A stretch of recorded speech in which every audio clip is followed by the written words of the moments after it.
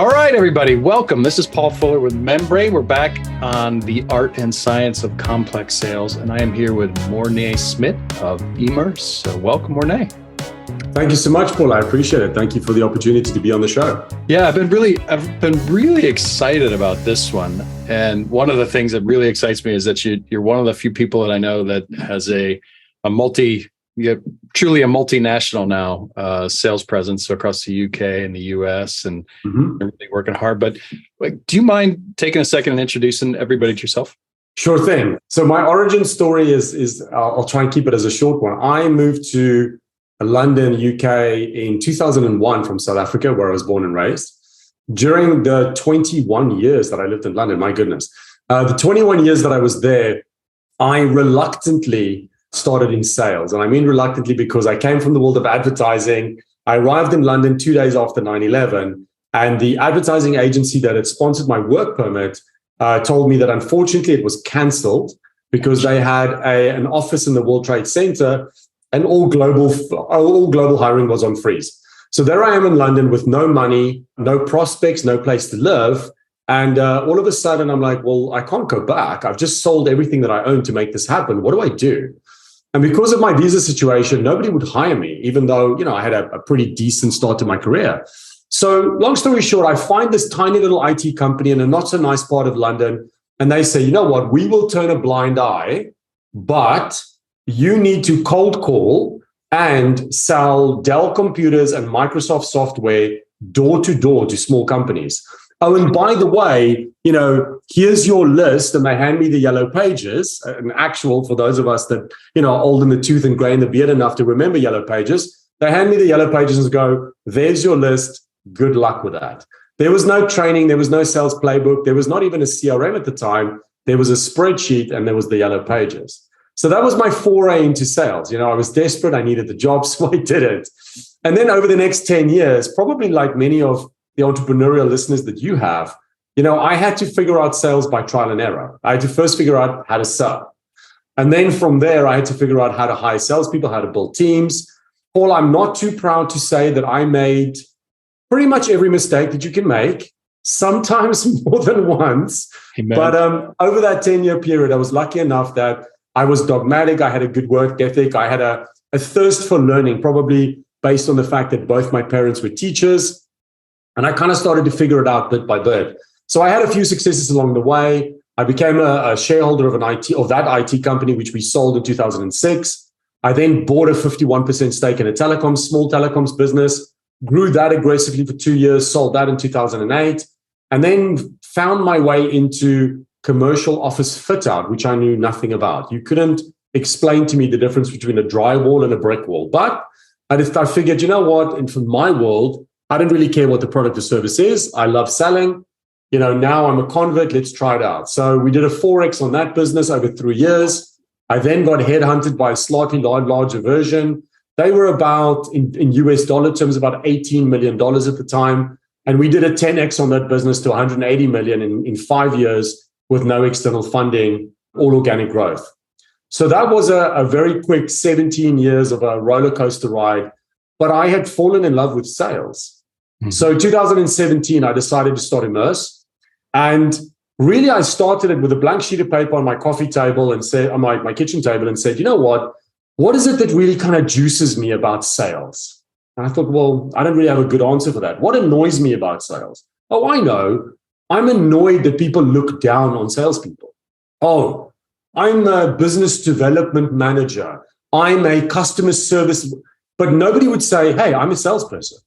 Mm-hmm. Sales was this thing where, if you say you're a salesperson, it probably means that you failed at everything else and now you're trying to sell some stuff. And I was like, no, this ends now. So I had this big why where I wanted to bring excellence to the profession of sales. So I started Emerse, and as you kind of intimated, we're now in 3 different continents, 7 different countries, across 29 different industries. And we're having a ball. It's been a fun journey over the last 6 years. That is a brilliant story. Thank you for sharing that. And one of the things you said, you made every mistake in the book. I mean, both my wife and just about everybody I work with will tell you that I am a mistake waiting to happen. It's like, I just am. That's just who I am. But it's not the mistakes that you make. It's how you don't make them again. It's and like, what you learn. I mean, mistakes are great teachers. it's just, it's the best teacher I've ever had. You talk a lot about sales. So one of the things you've had a hell of a journey in it. You sit down with that blank sheet of paper. When you define sales, what is that definition to you? Like what is sales to you? Essentially, what it boils down to for me is sales is the transfer of trust. And when people ask me the question, yeah, but Morne, you've been doing this for 24 years. Surely sales has evolved and changed over that time. And my answer is yes and no. No, it's not changed, because 24 years ago when I started, sales was about the transfer of trust. 24 years later, it's still about the transfer of trust. If somebody doesn't buy from you, especially in the kind of sales that Membrane is great at, complex B2B, oftentimes it's not about the price. It's not about the color of the thing. If they don't buy from you, it's because either you haven't established enough trust or you haven't established perception of value. And how is it different 24 years to now? Well, then we can get into technology and behaviors and, buying psychology and who your target audience is and whether you used to sell to baby boomers or, Generation Z and, instant gratification. I can talk about that for hours. But at its core, sales is the transfer of trust. If you and I are going to get into a transaction, you have to believe that I am going to do what I say I'm going to do. Because the first transaction is always an emotional buy. Why? Because we have no track record to prove that I'm going to deliver what I said I was going to deliver. It doesn't matter if I'm selling you this calculator or a complex service to revamp your sales playbook. You don't know that I'm going to do it. Mm-hmm. So you have to trust me. And I've got to trust that if we're going to have a good relationship, one, you're going to show up and play your part in this relationship. And two, you're going to pay me. Otherwise, there is no sale. So for me, sales is simple. It's the transfer of trust. So when we talk about the transfer of trust, I have a great book that's one of my absolute must-reads favorites in my library, which is Stephen M. R. Covey's The Speed of Trust. Mm-hmm. He talks about a couple of things there. He talks about competence and character. And then I've always talked about the fact that you need to be trustworthy to be trusted. Like dive into that. What is trust then? I mean, what does trust mean to you? If it's a transfer of trust, what does trust mean to you? It means that we do what we say. Trust for me is, and I was listening to a really good friend of mine and a colleague is a guy called Andy Bailey from Petra. And Andy did a little video recently on social media, and he was talking about how to build trust and how to build confidence. And it starts with keeping your word to yourself. So if you have an intention to make your bed every morning, then do it.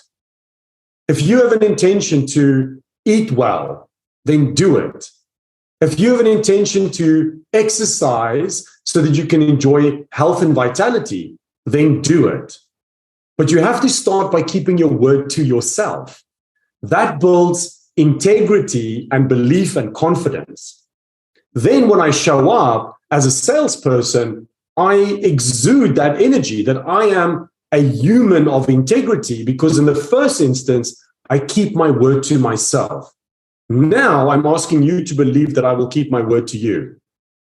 If you're not the kind of person that, like James Clear would talk about in Atomic Habits, that at least can, even if things get difficult, you can change the scope of the behavior, but you keep the schedule. You keep those small promises to yourself. You build integrity. You build confidence. You build trust in your word. And then when you're selling, people will look at you and go, do you know what? I spoke to Paul, and then I spoke to John, and then I spoke to this guy, Morne. I feel like Paul is the right fit for me. Well, why do you feel that? I don't know. There's just something about him. And what they feel is that you are a human with integrity who keeps their word. That's what it is for me. That's brilliant. I mean, we've both been in sales and hired a lot of people, and I always said that I've defined sales a little differently. I say it's about leadership, service, and wayfinding. I picked those words really specifically because leadership is, I think, starts with, and it's helping. I define it as helping somebody achieve a vision. But to lead well, you must lead yourself well. And that is the very, very, very first thing that you have to do. There is no leader of an organization that if you don't lead yourself well, the organization burns out, right? Absolutely. And we've seen that. So that's self-leadership in salespeople. And I'm hearing that in terms of your integrity, self-integrity, self-trust. How do you, one of the things we were talking about prior to this that just got me fired up was you said being able to keep a salesperson is unique in that you have to have that integrity, and then you have to have the ability to keep that engine running, right? And keep that engine running and keep that engine running. So you need that consistency, and you need ways to be able to do that. Do you have any, you do this well, so you have any tips and tricks for the individual that's listening to this and thinking, that sounds really freaking hard? You know what? We were chatting about this before, and I said to you, do you know what? I should pull my beautiful wife Eleonora in on the podcast because she's an expert on this. And what I've learned in being with her is that you can't pour from an empty cup.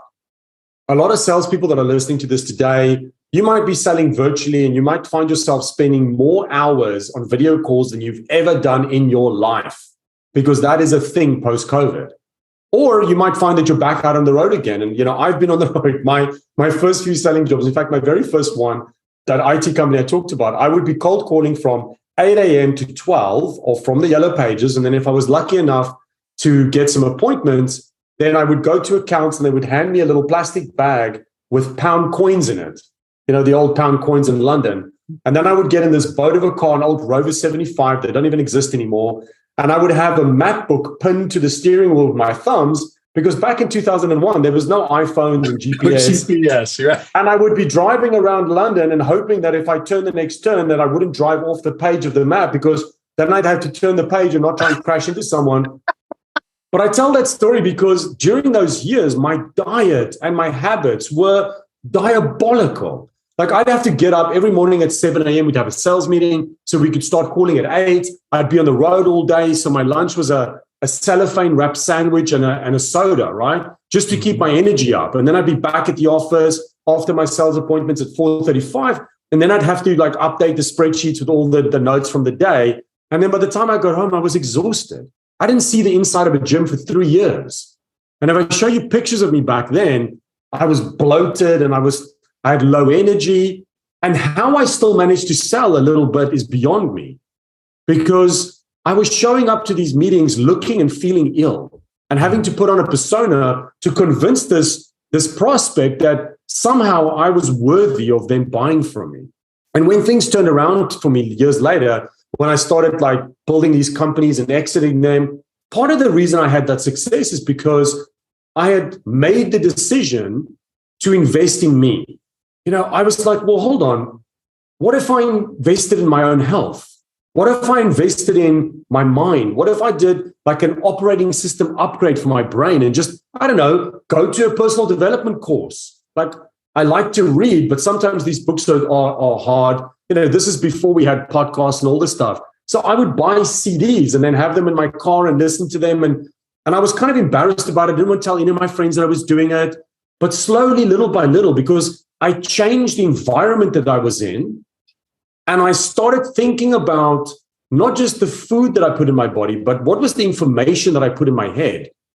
I secretly started developing these habits because I got myself a life coach and I didn't tell anyone. And then I would have sessions at night and I would go, wow, this is amazing. But I was embarrassed to tell anyone because back in 2007 and 8, it wasn't like it is now where everyone's a guru and everyone's a coach and there's podcasts, up to gazoo. And I slowly started to change my habits. And that's why I love James Clear, Atomic Habits, because he now talks about the codification of habits and how habits are the leading indicators of the success that we want, right? But that's what I slowly started to do. And even little things like if I had a pitch in the afternoon, I wouldn't go out and have like a massive lasagna for lunch because I knew that the carbohydrate crash was coming. And you try and sit in front of a client, trying to convince him to spend 1,000 or 100,000 pounds with you when you're like this and you're basically falling asleep. So I started to pay attention to patterns. If I eat this, how do I feel? If I do a little bit of training, how do I feel? If I actually get a good night's sleep, how do I feel? And little by little, I started to change my habits. And you know what? I can't tell you that there was one day where it all changed. It was little building blocks. Because my wife has got this great saying when she coaches her clients. She goes, you didn't get sick all at once. So why do you think you're going to get healthy all at once? Right? It took time for you to get overweight or lose your energy or get unhealthy. It's going to take time for you to get back. You have to get healthy the same way that you got sick. So for me, the way that I look after the vehicle is I've got some good routines. I want to meditate, but I'm bad at it. My head is just... So what I do instead is I go for a walk and I listen to music. I'm an avid listener of podcasts. I love podcasts from people like Ed Milet, a little bit of Tony Robbins. I do Tim Ferriss. I do Dean Graziosi. Like you, I'm a bit of a reader, so I've got books that I love to read. And even though I don't have a lot of time, especially now with us having offices in the UK and in America, I'm working across multiple time zones. But what I do, Paul, is I will schedule 10 minutes in the morning to read however many pages I can. And you know what? It doesn't matter whether it's 1 page or 5 pages or 10 pages. It makes a difference because one, I'm keeping my word to myself and it builds confidence. It builds integrity, which I then bring into my work. And two, I'm signaling to myself that this is part of my self-care. You know, I did an exercise with somebody that I was coaching recently where he said, Morne, I'm so overwhelmed and I don't have time and my fingers are suffering. And I said, stop. Let's do this one exercise. I want you to take a blank sheet of paper, draw a line down the middle. On the left-hand side, write down all of the things that I would call high payoff activities. So the things that only you can do, nobody else can do, only you. There shouldn't be a lot on there. And then on the right-hand side, write down all of the low payoff activities, which are things that you're doing now, which if you had the money, if you could train somebody else, if you could delegate, somebody else could do. And we had a go at this and we found that there was 26 hours in a month that he could save. And he was like, well, what do I do with this time? I said, the first thing you're going to do is not just work another 26 hours. I want you to take the first 8 or so of those hours and we're going to work out a schedule of self-care for you. You need to look after yourself. You're burning out. And then we're going to take the other 18 hours and we're going to reinvest it into your high payoff activities. We did that one exercise, Paul, and this guy was the top salesman in his company for 7 quarters in a row. Smashed every record in the business just because of intentionality of what he focused on. That is fantastic. And the thing that I'm tying through the whole thing, I'm tying through this whole discussion around how we define sales, right? And then how we take care of the engine is they're one and the same. They're not different, meaning we're building integrity and trust, and you need to build integrity and trust in yourself and your habits and your ability to execute. You need to have what I heard you say, right? Is that 10 minutes a morning or that walk that you schedule or that intentionality, that is just as important with building trust with a client as it is in building trust with yourself, because you have to start with you and then you're going to build it with the client. Yeah. And that is just brilliant advice for anybody getting into sales, because sales is an interesting, I've always said it's the only profession. Well, I guess there's a lot of professions that are like this, but it is like the example profession where you are always judged on what have you done for me lately. You're always judged on the deal that is closed last, but that deal that was closed last depends on the habits and the actions a lot, especially in B2C or B2B complex sales that you took 2 years ago or 18 months ago. Right. And so it's the consistency of those quality actions, building trust with your partners and building trust with yourself. It's brilliant, man. I'm just saying what you said, but I'm trying to say it a little different way. So No, absolutely. And you happened on something very important there that I just want to reiterate it, because I think this is something that most salespeople miss. And that is, looking after yourself is not something that you do in addition to your job. It is the job. Because here's the secret. People buy from people they like. You can't be likable if you don't like yourself. And how do I know people buy from people they like? Because they don't buy from people they don't like. If there's two car dealerships, think about it. If there's two car dealerships on opposite end of a road, you're in the market for a new car, and you show up on a Saturday and go, right, I'm buying this car, and I'm super clear on what I want. And these two dealerships have the exact car that you're looking for. Same color, same interior, same spec, same price. Both dealerships, great reputation, aftercare. In fact, it's impossible for you to differentiate between these two product offerings. Which dealership do you buy from? The one with the better salesperson. The one with the salesperson that you like. The one that the salesperson that made you feel better about yourself, that made you excited, that made you feel something. People buy from people they like, and you cannot be likable if you don't like yourself. How do you like yourself? Keep your word to yourself. Look after yourself. Invest in yourself. Then you get this light, this energy, this magnetism that people want to buy from.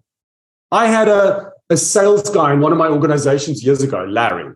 Oh my goodness. Larry was the bottom performer in the team. He was struggling.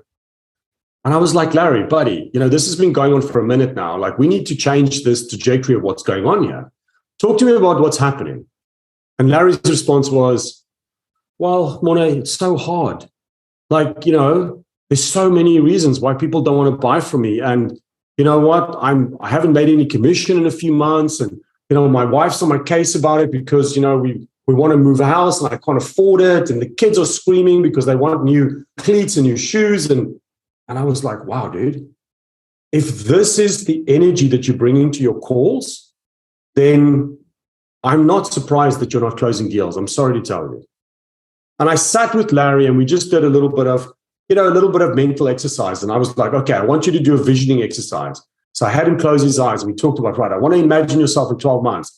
You've got that new house. Your wife is like, oh, Larry, you're amazing. Your kids are like, Daddy, you're a hero. And we did this thing and he was super embarrassed. And I said, just go with it. Forget about all these other people. Go with it. And we sat with Larry and he did his visioning and you could see his posture changing. And he just and all of a sudden, Larry's face was different. And I was like, whoa. And Larry closed 2 deals that day. That day. Unfortunately, because I couldn't sit next to Larry every day, it was ebbing and flowing with Larry and he was never the best sales guy. But it goes to show you that all of this stuff, and we haven't even gotten into the mechanics of sales yet. You and I can probably talk for days about this. But it starts with the 6 inches between your ears. That's where success starts. We can teach you how to do all the other stuff. You can use an amazing tool like Membrane. I mean, I use it in my business, right? It's literally follow the bouncing ball. But if you don't get the 6 inches between your ears, it doesn't matter how good your tools are. You ain't going to be the best salesperson. So that ties directly to coaching, right? And one of the things that I love about your message and your sales team is you talk about coaching and training at a professional level, right? Uh-huh. So not just it gets thrown to the side a lot if we're honest as sales professionals, there is so many times and so many places that you've worked that you don't get good coaching. You don't, or it's not even delivered, right? You don't train effectively and you're not going after it every single day. Give me a little bit of your philosophy on training and coaching for great sales teams. First of all, it's consistency over intensity. And the way that I describe that is, it's the difference between brushing your teeth for 24 hours nonstop for one day or 2 minutes in the morning and 2 minutes in the evening for 1 year. It's almost the exact same amount of time that you've committed. One of those two approaches will give you rotten teeth. So this idea that you can hire a sales trainer to stand in front of your team once a year, once every 6 months, even once a quarter, and wave their arms around and do a rah-rah, no.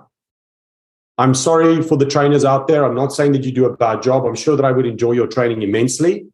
But unless there's something behind that, unless there's some kind of substance, some kind of a follow-up, it's just not going to work. It's like, I'm a big rugby guy. Love to watch rugby. When I watch the Six Nations, does that make me a better rugby player? Of course not. If I watch Formula One on the weekend, does that make me a better driver of a car? Of course not. It doesn't matter if I watch people that are experts doing it. It doesn't make me better at it. Mm-hmm. At some point, I got to put on my boots and take a rugby ball or get behind the wheel of a car and actually try it out. You know, practice doesn't make perfect. Practice makes permanent. We've got to have considered practice. So what we do in coaching is, yes, there's a masterclass element to it. Of course, we want to show you what great looks like. But guess what? Then you've got to do it yourself. But you've got to do it with the coach. If I want to be better at golf, I can go hit 100 golf balls on the range and I can maybe sort of see what happens. But if I can't see myself doing it, that's not the fastest path to improvement. How about I got a coach standing behind me or standing perpendicular to me and he goes, okay, hit 5 balls. Okay, now stop. Right. I need you to straighten your left arm. I need you to rotate through your hips. Now go again. Okay, now I want you to not pick up your head. So that's what coaching should be. You know, John Wooden, he's very famous over here in the US, maybe not so much in Europe. He was a legendary basketball coach back in like the late 40s, 50s, 60s, and 70s. He was the head coach for the UCLA Bruins, the university team. And they built an absolute empire. He won 10 of 12 national championships and 7 in a row. It's never been repeated in the history of basketball. And he would scout the best All-American players, like high school students, to come. They would be super excited. We're going to play for John Wooden. And they would come and run around and shoot 3-pointers and dunk and go crazy. And he would go, okay, everybody, come sit down. And he would say, right, job 1, take off your shoes and socks. Coach, what do you mean? What do you mean take off your shoes and socks? The first thing I'm going to teach you is how to put on your socks and lace up your shoes. Coach, we're all Americans. I want a state championship. What do you mean, show me how to tie my shoes? He goes, in this organization, you put your socks on and you lace up your shoes the way that I tell you, because if you don't, you're going to get blisters at some point during a season. If you get a blister, you can't play. And if you can't play, we can't win. Take off your socks and shoes. So coaching is the recognition that human beings don't just need reps, they need considered practice. You know, Coach K, who was the coach of Duke University and the US Olympic basketball team, says, we don't train until we get it right. We train until we can't get it wrong. It's about muscle memory. It's about repping the things that is best practice in your business. It's about getting your salespeople to the point where they actually have consistency and congruency in what they're saying. And if you're doing it right, they can have fun doing it. It doesn't have to be a chore. But you've got to actually do it. Like you said, sales is an action, right? It's a verb. You've got to do it. And that's really our philosophy behind coaching and training. Have some fun. Let me show you how to do it, but then let's rep it together. And I'll give you some pointers and then we go again until we can't get it wrong. That's fantastic. I love the way that you've talked that through, because it puts a lot of words and a lot of eloquence to the way that I unknowingly started my sales career, right? I didn't know that this was something that was outside of the box, but I had started a sales as a service company back in 2007, and we ended up hiring a bunch of young people. And I had a number of partners, and I was the key guy on the ground. I was the person that was, I get them hired. I would build Salesforce for all of our organizations. I would write the playbook. I'd write the script. I would train the organization until we got to a certain point and level. And I found that the only thing that really made a massive difference in the performance of people was when we started doing ongoing consistent training. We ended up starting we started a whole university, and then actually practicing like crazy. Like that when I first started sales, it was here, the same type as you. It was like, here's a handbook and here's a phone. Good luck, have fun, enjoy. I expect you to book 7 demos a week, and yeah. Hope you make your quota and hit club. And I was like, shit, I hate that. That sucks. But you put a lot of words to like how exactly, like making it an engine. And I'm not here to rep membrane. That's not the purpose of this, but it is one of the things I love about the ability to set process and set repeatability and determine what excellence is, and then coach to that excellence and continue that coaching to that excellence. Do you find when you go into an organization, do you find the top performers and model what they do and help coach to that? Or are you using your method, or how do you find that it's best to go about like just changing the culture of a sales team? Yeah, it's a great question. So, we've built so many sales playbooks and helped so many companies that, of course, we have a blueprint of what great looks like from our perspective. We also partner up with a company that I know you guys are partnered up with as well, the Objective Management Group. Shout out to Andy Miller and Dave Curlin and Rocky. And those guys have got so many data points from the 32 years that they've been around that we're fortunate that we have a ton of benchmark data that tells us what good looks like, right? So Andy Miller will famously say, how tall is tall, right? If you send out a survey to 1,000 people and somebody in the survey is a 5th grader who's tall for their age, well, they might be this tall. If somebody else is an NBA basketball player, they're this tall. They both answered, yes, I'm tall, but this is not the same tall. So the first thing you need data points. You need benchmarking to figure out what does good actually look like. And that's really important. And that has to be objective. And it's got to be based on a significant amount of data points so that you can say, for this country, this territory, this industry, this product set, this price point, this is how tall is, right? So whether we're talking about hunting, consultative selling, value selling, closing, whatever it is, what's the benchmark? But then when it comes to the specific company, and let's assume that this company actually has a number of salespeople, because you and I both know that some of our clients have no salespeople. In fact, they come to us because they say, hey, I'm the owner, manager, founder. I'm the sales guy. Please help me build a sales team, right? That's a thing. But then let's assume that you have a business and you have a few salespeople already. Well, if there's people that are top performers consistently, what are they doing? I have a story. I have a client in Western Pennsylvania, one of our biggest clients. It's actually a company that I share with my business partner, Jack Daly, here in the States. And so Jack was working with this company for a long time, and then he brought me in just recently. And this company take their 440 salespeople to Cancun, Mexico for their annual awards. Very nice. We go to this award ceremony, and I'm sitting next to the president, John, and his dad is the founder of the company. He's the chairman, and his dad's up on stage, and they're doing the chairman's club. And it's an amazing thing. You can imagine 440 salespeople, big old screen. They're calling up the top performers. All the stats go up on the screen. Everybody's clapping. Everyone's having a good time. So I'm sitting next to John, and I said, John, tell me about this chairman's club that you've got going. He said, oh, well, we honor the top salespeople. It's normally top 20. They really enjoy it. People look forward to it. Yeah, it's a great initiative. I said, oh, wow, okay, that's cool. How long have you been running the chairman's club? He said, oh, this is our 7th year. Brilliant. So I'm watching the people go up and listening to the stats. And then I think to myself, I wonder if there's any salespeople that have been in the chairman's club more than once. So I lean over to John and I said, John, as a matter of interest, is there anybody who's been in this chairman's club every single one of the 7 years? He goes, actually, there's 11 salespeople that are in chairman's club every single year.